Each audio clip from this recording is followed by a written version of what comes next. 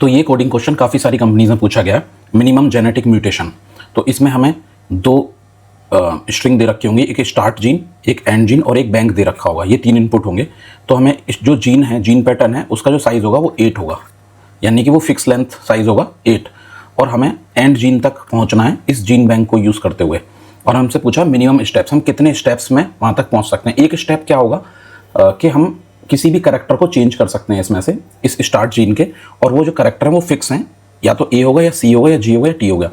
यही 4 करैक्टर से मिलके कोई भी जीन पैटर्न बन रहा है। तो हम इसमें किसी भी करैक्टर को चेंज कर सकते हैं और आगे उसे म्यूटेट कर सकते हैं, और हम उसे देखेंगे अगर वो बैंक में है तो हम उसे कंसिडर कर सकते हैं, और हमें एंड जीन तक पहुंचना है। तो सपोज अगर मैं इसमें से ए सी सी जी जी टी टी, तो इसमें से अगर मैं इस टी को चेंज कर दूं, ए इस वाले को, इसको ए कर दूं, तो हम यहाँ तक पहुँच जाएंगे इस वाले पैटर्न तक एक फर्स्ट स्टेप में। और इसको अगर मैं इसमें से फिर इसको चेंज कर दूं, जब हमारे पास ये वाला पैटर्न होगा तो इसको ए कर दूं, तो हम ये फाइनल एंड तक पहुंच जाएंगे सेकंड स्टेप में। तो हम टोटल 2 स्टेप्स में पहुंच जाएंगे। हम इसे ब्रेथ फर्स्ट सर्च से सॉल्व कर सकते हैं। हमारा जो स्टार्ट जीन होगा उससे हम टोटल 8 × 4, ये 4 करैक्टर से हम उसे चेंज कर सकते हैं। तो 8 × 4 32, तो हमारे पास 32 जीन पैटर्न हो गए। उन 32 में से हम चेक करेंगे बैंक में, यानी कि जो जीन बैंक है उसमें कितने अवेलेबल हैं। पर्टिकुलर इसी एग्जांपल के लिए उसमें ये 2 अवेलेबल होंगे, ये 2, तो हम इन 2 को क्यू में पुश कर देंगे, ठीक है, क्यू को ऑफर कर देंगे। और फिर इन 2 को फर्दर इटरेट करेंगे, तो 32 और इसके लिए भी 32 आएंगे, फिर नेक्स्ट फिर इसके लिए भी 32 आएंगे। क्या उनमें से कोई एंड जीन होगा? तो हाँ, एक उनमें से एंड जीन होगा जो कि इससे बनेगा। कोड के थ्रू मैं इसे एक्सप्लेन करता हूँ। तो क्यू डेटा स्ट्रक्चर हम यूज़ करेंगे।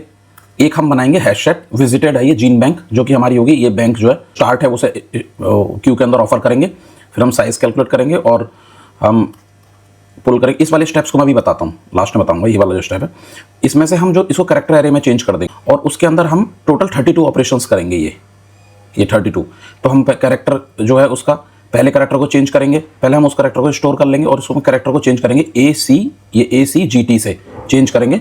और उसमें देखेंगे अगर वो जो स्ट्रिंग है उसको स्ट्रिंग में दोबारा से कन्वर्ट करके हम चेक करेंगे, अगर वो हमारे हैश सेट के अंदर अगर अवेलेबल है तो हम उसको क्यू में फर्दर ऑफर कर देंगे और उसको जीन बैंक से रिमूव कर देंगे। ये स्टेप इंपॉर्टेंट है। हम इसे रिमूव क्यों करेंगे?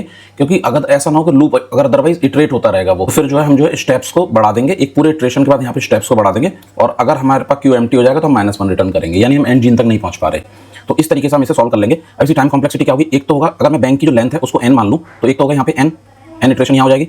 एक इन दोनों वाइल लूप को मिला के n होगा, क्योंकि ये डिक्रीजिंग है कंटिन्यूअसली, क्योंकि हम यहाँ पे लगातार उसे रिमूव भी कर रहे हैं जीन बैंक के अंदर से, है ना। और यहाँ पे कांस्टेंट ऑपरेशन है 32, तो ये n + 32 कांस्टेंट ऑपरेशन होंगे हर एक उसके लिए वैल्यू के लिए, सॉरी n + n × 32। तो ये ऑर्डर ऑफ n में हम इसे सॉल्व कर लिया।